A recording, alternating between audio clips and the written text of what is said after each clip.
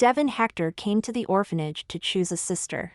All the girls gathered around, praying to be chosen. Only I hid in the wardrobe and fell asleep. I thought I could escape the fate of becoming the Hector family's adopted daughter in my previous life and eventually Devin's wife. I wanted to live freely and happily this life. But when I woke up, I saw Devin standing in front of the wardrobe door. He smiled and asked me, "Celia, I come to bring you home." Ding! This novel reminds you to click the subscribe button in the bottom right corner to read the complete novel.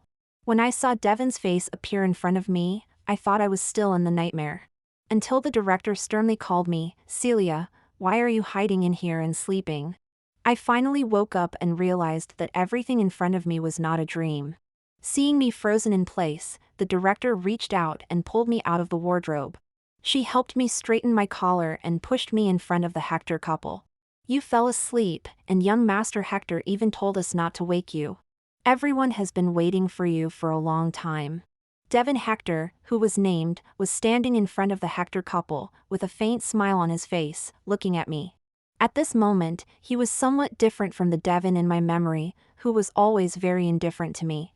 He took the initiative to greet me, "Celia, hello." For some reason, hearing Celia from his mouth felt inexplicably strange. I frowned and avoided his gaze. But I was puzzled. They could clearly choose someone else. Why did they insist on waiting for me? Why wait for me? The director bent down to explain to me. "They want to adopt you. Celia will have a family, a mom and dad, and a brother." The usually stern director rarely smiled at me at this moment. I think she was probably happy for me. Children in the orphanage are lucky to be adopted. But the director didn't know, I was reborn. I knew Devin would come to the orphanage today to choose a sister, so I deliberately hid in the wardrobe. "Celia, will you come home with us?" Mrs. Hector held my hand gently. "Devin has always wanted a sister. You can be his sister from now on." This scene was exactly the same as in my previous life. Memories of the past flashed through my mind like a slideshow. I immediately pulled my hand back and looked up at the director. "Director, I don't want to be adopted by them." Everyone was very surprised when I said that. The most intense reaction came from Devin, who frowned and asked me, "Why?" "Because I don't want to be your sister." Even though I rejected him, there was no trace of anger on Devin's face. His tone became even gentler, with a hint of barely noticeable affection. "Then you don't have to be my sister, just come home with me and live together, okay?" The director secretly tugged at my sleeve, but still couldn't stop me from rejecting Devin again. No. I thought Devin would give up. But when the director asked the Hector couple if they wanted to choose another girl, Devin suddenly said loudly, "Mom, I just want her." He said, "Only she looks the most like my sister." In my previous life, Devin chose me among many girls because I looked somewhat like his sister. At that time, knowing I was chosen, I felt that the heavens were truly favoring me. I was brought back to the Hector family and renamed Celia Hector. I even had my own room in the huge villa. Even though that room didn't truly belong to me, I was content. Mrs. Hector said, "Children from the welfare home inevitably have a small-town mentality and can't behave properly." So, I changed my old habits and became less and less like myself. Mrs. Hector was very strict with me. I had to practice the piano for more than 12 hours every day. Even though the teacher clearly said I had no talent for learning the piano, Mrs. Hector still accompanied me to practice every day. But some things cannot be forced. "I'm sorry, Mom, I still can't play well." Every time I apologized, Mrs. Hector would look at me more lovingly and comfort me. "It's okay, as long as Celia tries hard, you will definitely play well in the future." Later, I learned that playing the piano was the hobby of Mrs. Hector's deceased daughter. Mrs. Hector treated me this way only to find the shadow of another person in me. But I didn't care about these things. A fish lacking water doesn't care if the water it gets is clean or not, it just wants to survive. Water to a fish is like love to me. As long as it exists, it's enough. I worked harder to learn the piano and to please Mrs. Hector. We grew more and more like a real mother and daughter. Until at Devin's engagement party, he was drugged, and I happened to break into his room. Mr. Hector fainted from anger when he saw me with Devin. Mrs. Hector slapped me in the face. I should never have brought you into the Hector family. Devin silently watched me, his eyes filled with emotions I couldn't understand. But I think he probably regretted it. Regretted choosing me as his sister. I don't know what happened. I didn't drug my brother. I tried hard to explain myself, but no one believed me. So later, when Devin betrayed me and our marriage countless times, he would always say, "You went as far as drugging me to marry me, your brother, now all of this is your retribution." Devin hated me. So after marriage, he always liked to embarrass me in public. Many people in the circle were betting on how long our marriage would last. At most a year, once the child is born, Devin will kick her out. But the results surprised everyone. Devin and I entangled for 19 years. Even until after my death, the tombstone still bore the words "wife of Devin Hector." Celia, tell me, why don't you want to be adopted by the Hector family? After Devin and his parents left, the director called me to the office. I was silent for a long time before casually finding a reason. "I don't want to leave you and everyone else." The director sighed and advised me to think it over again. I knew she meant well and hoped I would have a good future. But I didn't want to repeat the same mistakes, nor did I want to have any further entanglements with Devin Hector. However, a big fire that night shattered all my plans. "Did you start the fire?" In the hospital, I looked coldly at Devin and questioned him. "No." Devin hastily explained. "The fire department has already determined that the fire was caused by old wiring." After speaking, he laughed self-deprecatingly. "Celia, you think too badly of me. In this lifetime, I've only met him 2 or 3 times, but Devin's attitude towards me has an inexplicable familiarity. I just want to help you. As long as you agree to come home with me, I'll pay all the treatment costs for the director." Last night, the welfare home caught fire, and the director was severely burned trying to save us. I sneered and mocked, taking advantage of others' misfortune. "Do you think that makes you a good person?" Devin didn't explain himself, he just said, "Celia, it's okay if you don't want to be my sister. You can just stay at the Hector house temporarily." He coaxed me gently, repeatedly compromising. But I was even more curious. "Why do you insist on taking me to the Hector house?" Devin said, "Because my mom has been missing my sister a lot lately, and you look very much like her. I want to take you home to keep her company." I was half convinced by his words. After all, Devin's behavior towards me was indeed unusual. I asked him, "Is that all?" Devin hesitated for a moment before nodding, "That's all." Although I didn't want to get involved with Devin, the director was still lying in the hospital bed. On the way to the Hector house, Devin kept talking to me, but I remained silent. He probably knew he was annoying, so he softened his tone, trying to make amends. "The Hector house can provide you with better conditions. No matter what, it's better than the welfare home. Celia, don't blame me, I'm doing this for your own good. I'm doing this for your own good." Devin said this to me in my past life too. Devin hated me for most of his life. It wasn't until I was about to die that his attitude softened a bit. But by then, I was beyond medical help, and my only company was a little cat. On a whim, Devin suddenly visited the villa where I was staying and had my cat, which I had raised for 6 months, thrown away. I asked him, "Why?" He looked at me and said, "I'm doing this for your own good." At that moment, I realized that when he said it was for my good, he didn't really mean it. Those words were just an excuse to satisfy his own desires and need for control. Or maybe it was another way for him to torment me. After all, that was his usual way. Whatever I liked, he would destroy. As soon as the car arrived at the Hector house, I saw Mrs. Hector already standing at the villa's entrance. Devin had told her in advance that he would bring me back.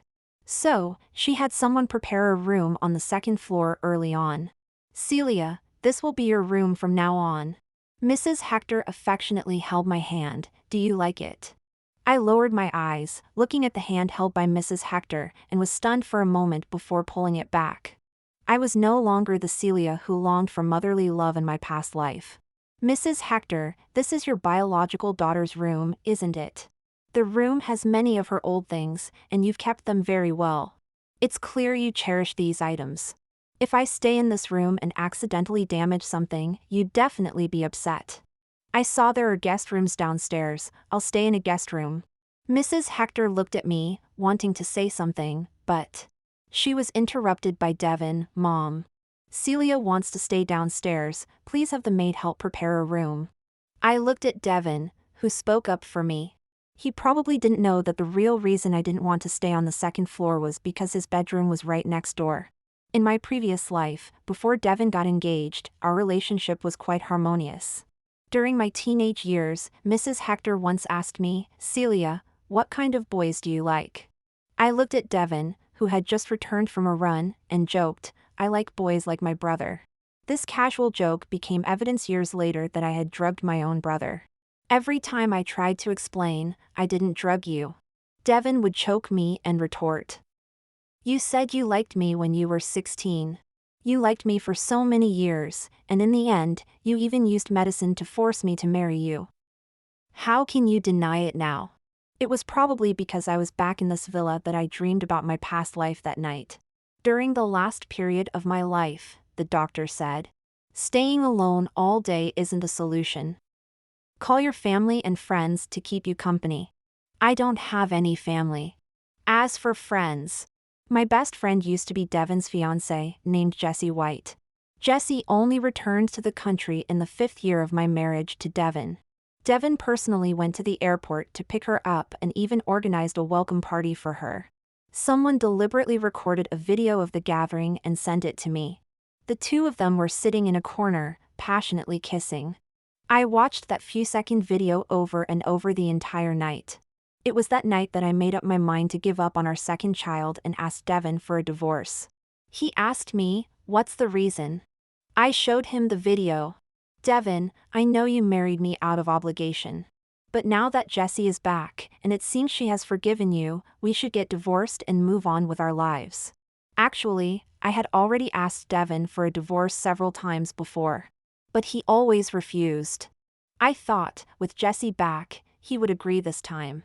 But Devin still tore up the divorce papers I had prepared and deleted the video from my phone. Celia. I suddenly woke up and slapped Devin across the face. The teenage Devin looked at me, eyes filled with a hurt expression. I heard you crying from outside, so I came in to check on you. After saying that, he turned and walked out. He stopped at the door and said, get up and have breakfast, or you'll be late for school. Just like in my past life, the Hector family transferred me to Devin's school.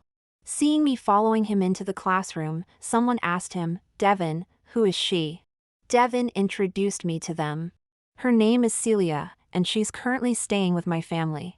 I vaguely remembered that in my past life, before the incident with the drugging, Devin always introduced me to others as my sister Celia. As I looked at Devin, who was just a step away from me, I suddenly realized he seemed different from the Devin in my memories. He didn't resemble the teenage Devin from my past life. Nor did he look like the Devin who later constantly sought revenge and tormented me. My heart skipped a beat as I suddenly thought of something. Devin. Just as I called out to Devin, ready to voice my doubts, someone else called his name at the same time. Devin glanced at me and then looked over my shoulder. I turned around too. Standing at the classroom door calling him was Jessie White. Devin, wait for me after school. I have something to tell you. After speaking, Jessie finally noticed me standing next to Devin. Her gaze towards me was unfriendly. She looked me up and down in a challenging manner. So you're the girl staying with the Hectors. After all, she was my best friend in my past life. Almost as soon as Jessie looked at me, I could feel her obvious hostility towards me. This was completely different from my previous life. In my past life, after Jessie found out I was Devin's sister, she would affectionately hold my arm, call me Celia, and bring me into her social circle. But now, her attitude towards me was more like the last time I saw her in my past life. That meeting ended very unpleasantly. I asked her, the surveillance showed that only you and I entered Devin's room that day. I didn't drug him, so it was you, wasn't it? Back then, I couldn't understand. She liked Devin so much, why would she ruin their engagement party? Her name is Celia, Devin answered for me. Jessie looked at me, gave a perfunctory smile, and said nothing more. After that, I sat at my desk but noticed Jessie frequently turning to look at me. Even though it felt strange, I had to ignore her, look away, and force myself to focus on the lesson. In my past life, I didn't do well in my studies. But Mrs. Hector didn't mind my poor grades. It seemed that the worse I did, the happier Mrs. Hector became.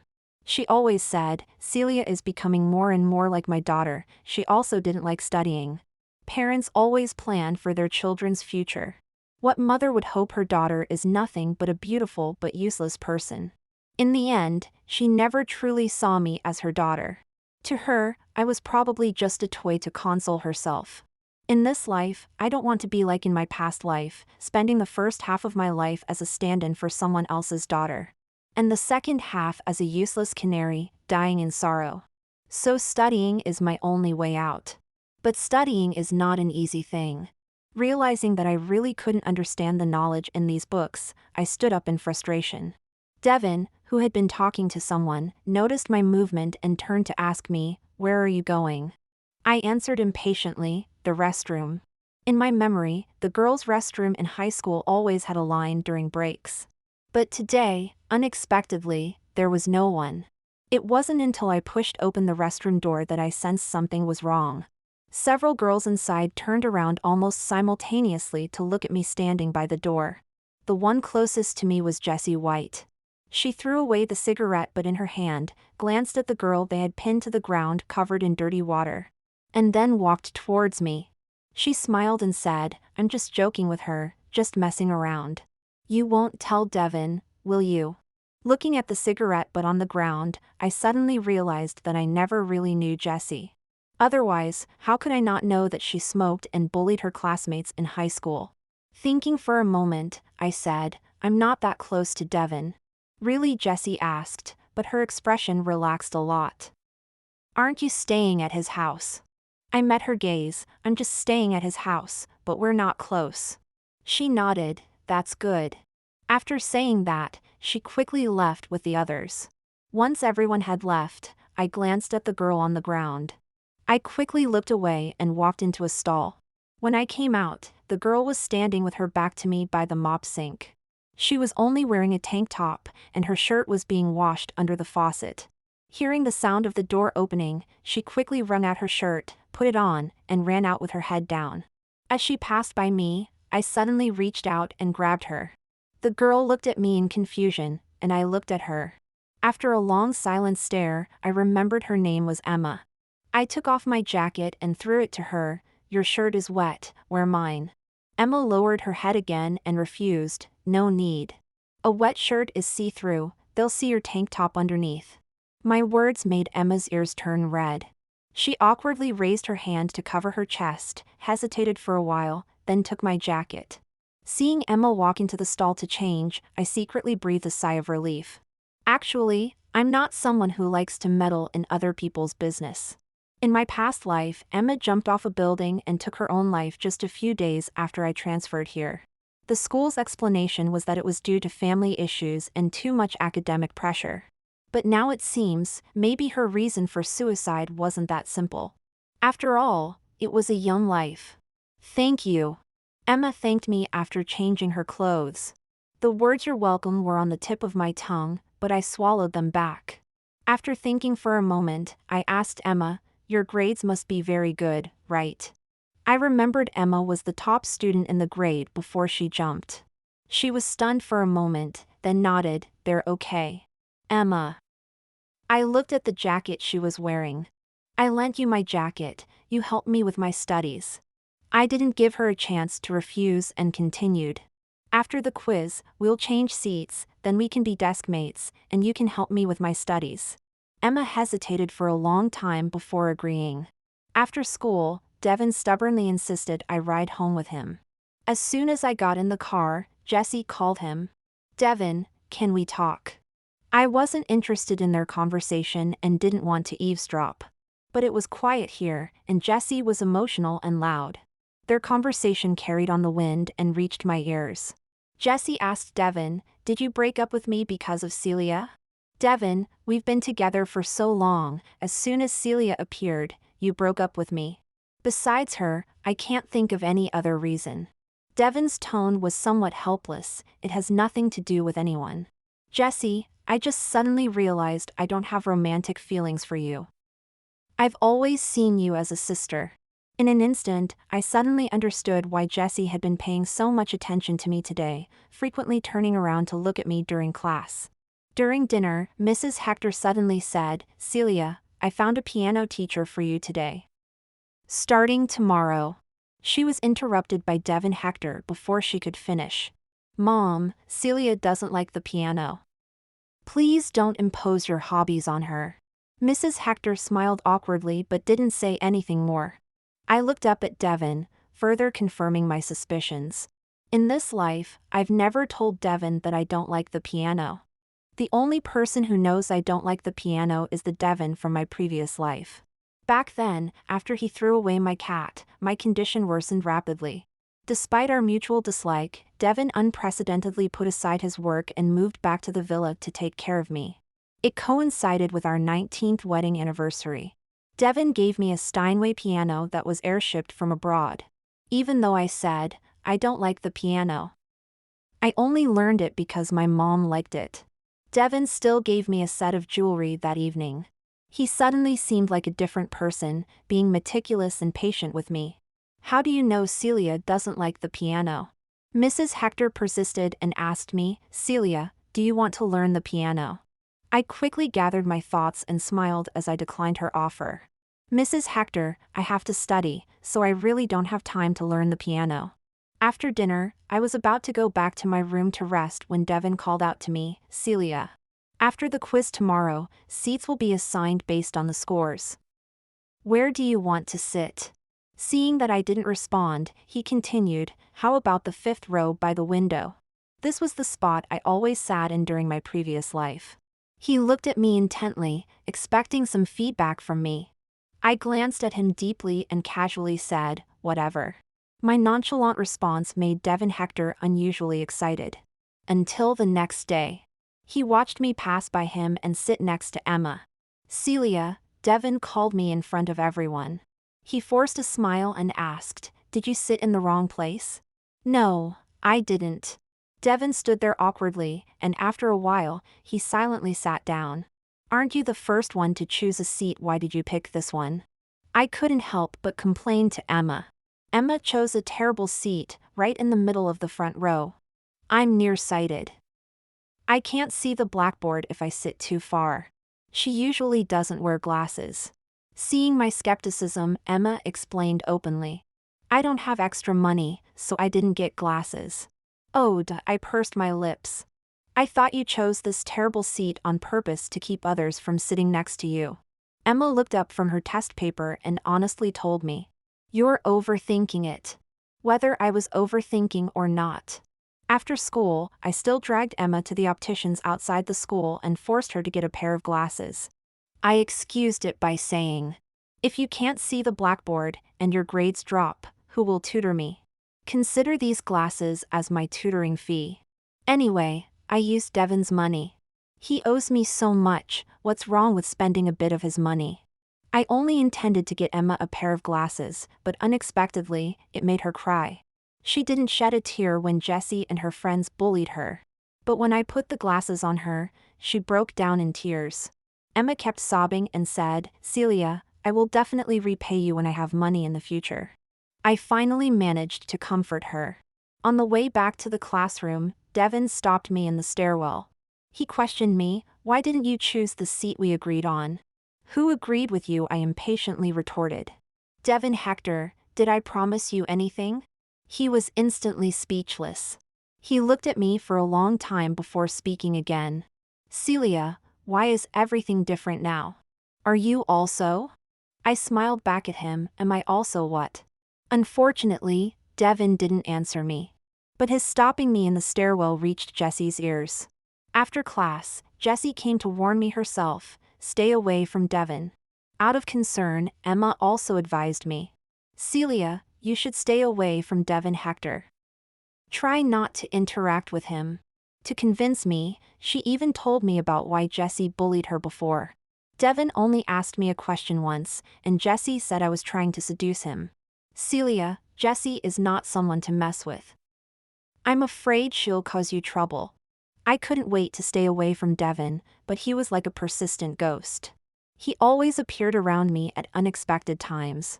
I silently sighed. Putting down the exercises in my hand, I reached out to hug the worried Emma, comforting her. "Don't worry." However, Emma's worries soon came true. "Can we talk?" Jessie stopped me in the hallway. I originally wanted to refuse. But seeing the undisguised hatred in her eyes, I suddenly changed my mind. Sure. In this life, Jessie's attitude towards me has been vastly different. Sometimes I even suspect that, like Devin and me, she has also been reborn. "What do you want to talk about?" I took 2 steps closer to her and asked. Jessie didn't say anything. She only glanced at me disdainfully when the voices from the stairwell grew louder. "Nothing. If you weren't fostered in the Hector family, you wouldn't even have the right to talk to me." As soon as she finished speaking, she fell backward. Devin happened to see her fall as he was coming up the stairs. "Celia, why did you push me?" Jessie cried and questioned me. Her words immediately drew reproachful looks from the surrounding students who didn't know what had happened. Devin frowned but said nothing. He looked up at me standing in the hallway, then asked a few boys to take Jessie to the hospital. Jessie was still crying to Devin as she left. "Devin, my leg hurts so much. Will I never be able to dance again?" Devin comforted her a few words and watched her leave. After everyone had dispersed, Devin walked up to me. He looked down at me and said, "Go apologize to Jessie." "Why should I apologize? She fell on her own." Devin sighed deeply. "Jessie studies dance. Are you saying she would use her own legs, her own future, to frame you?" "Celia, I know you hate Jessie, but that was all." He suddenly realized something and stopped talking. I sneered and deliberately asked him, "All what?" "Devin, I just transferred here and have no conflicts with Jessie White. Why don't you tell me why I would hate her?" Devin silently looked at me. The more he tried to hide the fact that he was reborn, the more I wanted to expose him. "Because you know, like you, I was reborn, right? You know that in our past lives, Jessie White did many things to hurt me. You think I hate her, so I would retaliate by pushing her down the stairs, right?" I thought that having said so much, he would at least be somewhat honest. But Devin's lips moved for a long time, and in the end, he still denied it. "I don't understand what you're saying. But if you did something wrong, you should apologize. Will you go with me to apologize to Jessie?" I laughed in anger. "Devin, you're still the same. Even after living another life, you're still a coward who only deceives himself. Afraid to face the mistakes he made in his past life, so he doesn't dare to admit that he has been reborn." My words made Devin's pupils tremble. But soon, he turned his head away, avoiding my gaze. I'll go check on Jessie." After saying that, he quickly turned around. I didn't know if he was really worried about Jessie, or just wanted to escape from me as soon as possible. But I wasn't going to let him go just like that. I quickly caught up with him. "Don't you think I pushed her? Then of course I need to see her. And let her think carefully again, whether it was really me who pushed her." When Devin and I arrived at the hospital, Jessie's leg was already in a cast. She was lying on the hospital bed and started crying as soon as she saw Devin. "Devin, the doctor said my leg is seriously injured." "I'm so scared." Seeing me follow Devin into the room, she turned and questioned me. "Celia, why did you push me? You know I study dance, my legs can't get injured." I listened quietly until she finished, then smiled and asked her, "Jessie, are you sure it was me who pushed you down the stairs? There were only the 2 of us at the time." "If it wasn't you, who else could it be?" She was emotional and acted convincingly. "I've been dancing since I was a child. You know how much I cherish my legs. You ruined me. My parents won't let you off, Celia. Just wait to be expelled from school." Devin patted Jessie's back soothingly, then turned and ordered me again, "Celia, apologize." I ignored him. I just looked at Jessie and continued. "You think there are no cameras in the stairwell, so you can frame me, right? Jessie, I suggest you find someone to check again, to see if there are any cameras you missed nearby." Jessie's face stiffened for a moment. I noticed her subtle expression. Jessie hadn't been reborn. Because if she had, she would have known that the cameras from the opposite teaching building could capture the area. I was a bit disappointed. I was about to leave. Devin originally planned to leave with me. But Jessie stopped him. Devin, my leg hurts so much, can you stay with me? Devin glanced at Jessie, then called out to me. Celia, wait for me outside. Like hell I would wait for him. I walked out of the hospital without looking back. Celia. As soon as I returned to school, Emma called from behind. She handed me a USB drive, panting. What's this? Emma took several deep breaths before saying. I heard from our classmates about what happened between you and Jessie. There are no cameras in the hallway to prove your innocence. I searched for a long time and finally found cameras in the opposite teaching building that captured what happened. Jessie's dad is one of the school's shareholders. I was afraid they might delete the footage, so I hurried to the security room and secretly copied it. Instantly, a warm feeling surged through my heart. I affectionately hooked my arm around Emma's and acted playfully. Emma, you're so good to me. Emma adjusted her glasses on her nose. Even though she tried to hide it, I still noticed her ears turning red. She awkwardly suppressed a smile and said coldly, hurry back to the classroom. Midterm exams are coming up. You need to study hard. Unfortunately, the footage Emma worked so hard to copy wasn't needed. That night, Jessie was sneaking around the corridor looking for the cameras. When Devin and I, who had returned to school to get something, caught her. Before I could speak, Devin had already walked up and asked her, what are you doing here alone at night? Jessie stammered for a long time, unable to come up with a suitable excuse. I couldn't stand the awkwardness, so I kindly helped her out. She's worried, so she came back to find the cameras. I helpfully pointed to the opposite teaching building. The cameras you're looking for are over there. They can just capture this area. But it might be too late to delete the footage now, because I've already copied it. Jessie, let me ask you again. Did I push you? Jessie bit her lip and looked at Devin, only to find him staring at her casted leg. You ran back to school alone with a cast on. Jessie was so anxious she almost cried. She babbled an explanation, and finally had to admit, Devin, I'm sorry. I was so scared at the time, I thought it was Celia who pushed me. But actually, I accidentally fell down myself. Devin coldly shook her off and left without a word. The next day, under my threat, Jessie admitted in front of the whole class that she had fallen on her own. In the second semester of my sophomore year, Emma and I applied to live in the school dormitory. She did it because her aunt had to leave town for work and didn't feel comfortable leaving her alone. I did it because I was fed up with Devin's fake attentiveness. In this lifetime, I didn't have a deep bond with the Hector family. They just asked a few questions and then agreed. Only Devin strongly opposed it. He asked me, why do you have to live in the school dormitory? While packing my things, I impatiently brushed him off. It's convenient and helps me study better. Devin didn't say anything more, and it was quiet behind me for a long time. Just when I thought Devin had left, I heard him suddenly say, you want to get away from me, don't you? Celia, I really thought we could start over. But you won't forgive me. You still hate me. I turned to look at Devin, deliberately asking him, why should I hate you? Devin, you're so strange. First, you said I hated Jessie, and now you say I hate you. Devin looked at me for a long time. He slowly closed his eyes, then opened them and tugged at the corner of his mouth. So you really do hate me. Celia, can you forget about the past life? Can't we start over? I stared at him, mocking, no more pretending. But Devin seemed oblivious to my obvious disdain. He continued talking to himself. Celia, since God has given us a second chance, let's forget about the past and start over, okay? Devin was truly rotten to the core. Suppressing my anger, I glared at him.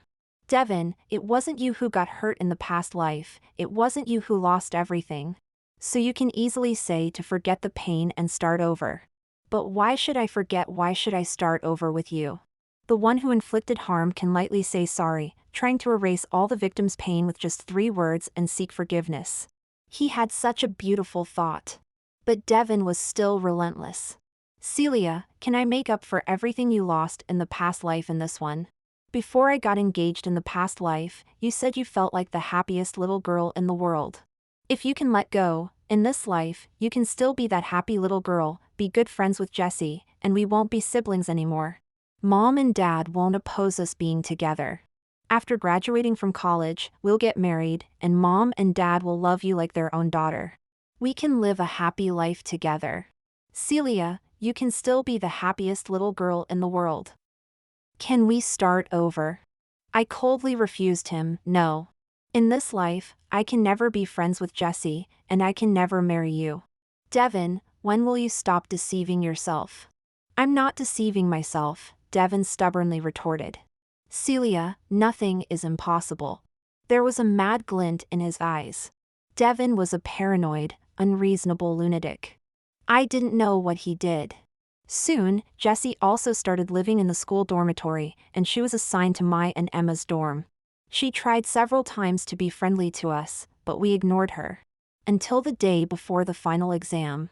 Emma and I were studying in the dorm when Jessie suddenly burst in, crying and shouting at us. Why do you hate me so much? I've already apologized to you and tried to be nice, what more do you want? Today is my birthday, but I have to put up with your cold stares in this lousy dorm. I begged my mom to take me home, but Devin wouldn't let her. He's forcing me to be friends with you. I don't want to be friends with you. I hate you. Since I was a child, my mom has been telling me to please Devin so that he would like me, so I could marry him in the future. I've always worked hard to do all those things, but why did everything I've worked for go to waste just because of you, Celia? Emma and I exchanged glances, watching Jessie collapse on the floor, crying. Emma pulled me out of the dorm. She asked me, do you think I'm too cold to Jessie? I shook my head and told her, she bullied you. How you treat her is your right. No one can demand you forgive someone who hurt you. To me, Emma was already kind enough. At least, when leaving the dorm, she threw a pack of tissues to the crying Jessie. After that day, Jessie became even stranger. She started clinging to Emma and me by any means necessary. She asked the teacher to change seats so she could sit behind me. Jessie created the illusion that we were good friends. She said, I've decided, from now on, I want to study hard with you guys and hopefully go to the same university. So she often asked me to help her with problems. Celia, please teach me. Jessie's tone made me think of the past life. Back then, she was my best friend. Whenever Jessie acted coyly, she used the same tone. Emma secretly asked me, has Jessie really changed? Maybe. I watched Jessie approach us from a distance. I softly told Emma. But I still believe that people don't change suddenly. No one suddenly becomes bad, and no one suddenly becomes good. Days like this continued until the end of the college entrance exams.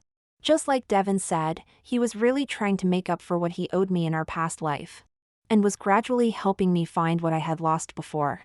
My relationship with Jessie did improve a little with her unilateral efforts. The Hector couple also treated me better and better. After the college entrance exams, they even brought me back to the Hector family home. And said they wanted to throw me an 18th birthday party. Jessie found out about this when she came to the Hector family home to see me. She volunteered, I want to help with Celia's birthday party too. Devin smiled and agreed. Sure, you're Celia's best friend. She'll definitely be happy if you help. After saying that, Devin looked at me with a meaningful expression. Celia, your relationship with Jessie has really improved. Indeed, nothing is impossible. I knew what he meant by that. But I just smiled and didn't argue. On my birthday, Devin gave me a watch worth over $3 million. I didn't refuse and accepted it gladly. After all, my foster relationship with the Hector family would only last until I turned 18.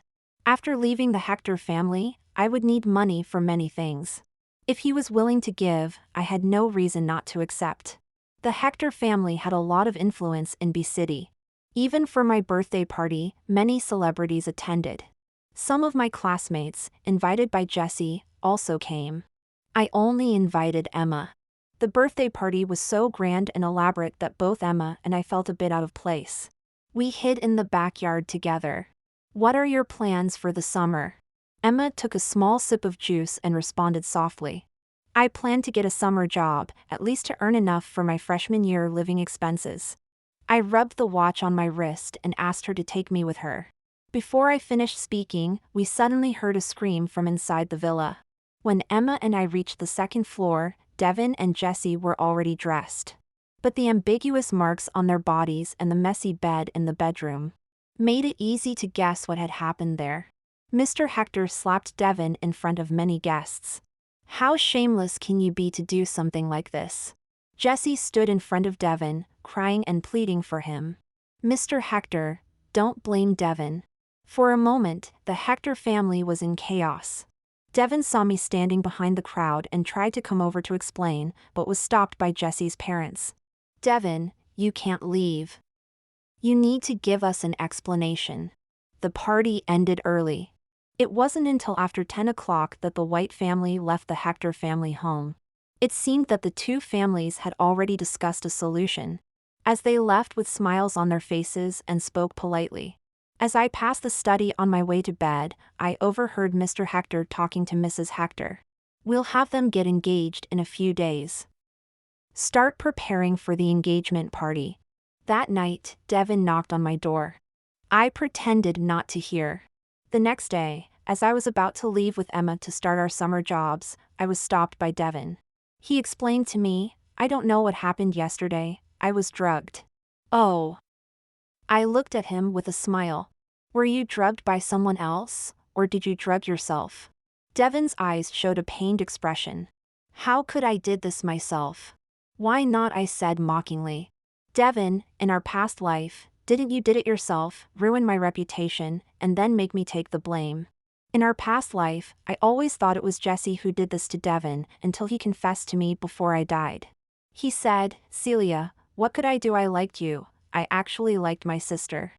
I thought that if I did this, our parents would agree to let me marry you, but I didn't expect my dad to die from anger. Celia, if it wasn't for liking you, I wouldn't have caused my father's death and lived my life in guilt, without even the courage to see my own mother. Celia, you were at fault too, so you should stay in hell with me. As he spoke, he suddenly hugged me tightly. Celia, don't leave me. I was wrong, I was really wrong, I shouldn't have bullied you. In our past life, Devin deceived others and himself. He could even entirely blame the drugging on me to numb himself and make himself feel better. He was always a coward who deceived himself, whether in our past life or this one. I'm sorry. Devin hoarsely begged for my forgiveness. I was wrong in our past life, Celia, I really know I was wrong, please forgive me. But this time, it really wasn't me who did this, believe me. He tried to reach out to me, but I avoided him like he was dirty. As I turned to leave, I heard Devin say, Celia, I'll break off the engagement with Jessie White. Wait for me. I walked away without looking back. When Emma came to the Hector's house to help me move things, it was almost time for university to start. The Hector couple had returned to their previous cold attitude towards me. When they heard that I was moving out, they only responded with a few perfunctory words. Everything was going smoothly, but unexpectedly, Devin came home early. He blocked my way. Did my parents agree to you moving out? Seeing me nod, he still couldn't believe it. Impossible, my parents said they really like you and have always treated you as their own daughter. Wait here while I go ask them. While he went inside, Emma and I had already left with our things. After leaving the neighborhood, we ran into Jessie. Jessie no longer greeted us like she used to, nor did she go out of her way to please me and Emma. I thought she originally didn't want to bother with us. But for some reason, she suddenly turned around and called out to me. Celia, did you really think I wanted to be friends with you before? To be honest, if it weren't for Devin's request, I wouldn't even glance at someone like you. Probably because she and Devin were already engaged, Jessie even leaned close to my ear and told me her secret. Actually, on your birthday, it was me who drugged Devin. I glanced at Jessie, feeling from the bottom of my heart that she and Devin were truly a perfect match. They could even come up with such disgusting methods together. In the future, I will marry him and join the Hector family. Celia, I don't really like Devin that much either. But there's no choice, my parents really want to ally with his family through marriage. Jesse told me in a bragging tone about all the benefits of marrying Devin. But I remained indifferent. No one knew better than me how painful it would be to marry someone like Devin. After parting ways with Jesse, Emma suddenly said, "Celia, you were right. No one suddenly becomes bad, and no one suddenly becomes good." She sighed. Fortunately, we didn't fall for it. For years after graduating from undergraduate studies, Emma and I did not choose to pursue further studies. We started a business. On my 18th birthday, Devin had given me an expensive watch. I sold that watch, which became our startup capital. These past few years, with good luck and some memories from my past life, Emma and I have managed our company very successfully. I saw Devin again at a bidding event. Over the years, I had heard bits and pieces of gossip about him and Jesse. Not long after their marriage, they divorced. Initially, Jesse refused to divorce, but Devin always had his ways. She was tormented badly and eventually had to compromise. After the bidding ended, Devin caught up with me in the parking lot. He was at a loss for words, and after a long time, he only said, "I'm sorry, Celia." I glanced at him. "If you really feel sorry for me, then withdraw from the bidding." Devin paused, and surprisingly agreed, "All right." Even so, I wouldn't take it seriously.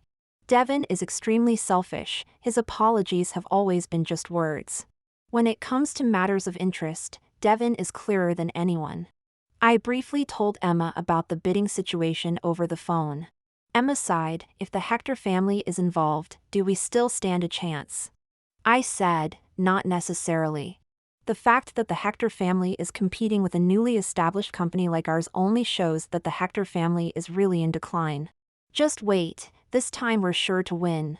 She sighed with relief. "Hearing you say that, I feel reassured. Emma trusts me very much. She always believes in me." The announcement of the winning bid was just as I expected. Excitedly, I turned around and headed outside, intending to find a quiet spot to call Emma. But when I turned back, I saw Devin standing not far behind me. Sunlight streamed through the glass windows, enveloping me in its warm glow. While Devin, a few steps away, was shrouded in the shadows cast by the wall. He pulled a corner of his mouth into a smile and congratulated me. "Congratulations." The smile on my face faded a bit, and I felt a sense of gloom. On such a good day, how did I run into such an unlucky guy? But Devin was oblivious to this. He seemed unaware of my dislike and continued. "You asked me to withdraw from the bid last time, so I had them pull out." So I impatiently furrowed my brow. "Are you here to ask for a favor?" "Mr. Hector, I was just casually mentioning it. I don't have the power to influence your decisions, do I?" Devin's emotions visibly began to panic. "That's not what I meant," he stammered, trying to explain himself. "Celia, I just wanted to see you today, to talk to you, nothing else. I just wanted to tell you that whatever you want me to do, I'm willing to do it." I let out a sarcastic laugh. "Willing to do anything?" Devin nodded hastily. "Yes, whatever you want me to do, I'm willing." "All right," I said softly, "then can you promise to never appear in front of me again, Mr. Hector?" With that, I turned and walked away. After a few steps, I couldn't resist turning back. I saw Devin hunched over, trembling as he popped a few pills into his mouth. Noticing my gaze, he quickly straightened up, hiding the pill bottle behind his back. His eyes lit up as if seeing a ray of hope. There was no need for him to hide. I didn't care if he was sick or what medicine he was taking. I was just being honest about my feelings. "Devin, honestly, I wish you would die, but I know you wouldn't agree to that. So just don't appear in front of me again. That way, I can fool myself into thinking you're really dead." Having said that, I didn't linger any longer. The glass in the hall reflected his dejected figure, like a melted chocolate ice cream. Emma mentioned the Hector Corporation while discussing a project with me. And it made me realize that I hadn't seen Devin for a long time. It was as if he had truly disappeared. I couldn't help but recall that the last time I heard about him was a year ago. A partner's family member said he was ill. I didn't realize how scary depression could be. The young master of the Hector family is practically ruined. The old Mr. Hector had already retired, but now he has to come back. His son was perfectly fine, and then suddenly he got sick, staying at home all day, refusing to see anyone. Mrs. Hector even hired a Taoist priest to perform rituals at their house. It's just like being possessed by a ghost. He can't be exposed to light, can't see people, and any slight provocation triggers an episode. You haven't seen it. When he has an episode, it's terrifying. Celia. Emma poked my face. What are you thinking about? I shook my head with a smile, pulling my thoughts back to focus on work. How Devin was doing had nothing to do with me. I only knew that I was doing very well now. Friends, career, freedom, everything I wanted in my past life has been fulfilled in this one. I often sigh, feeling that God have truly favored me.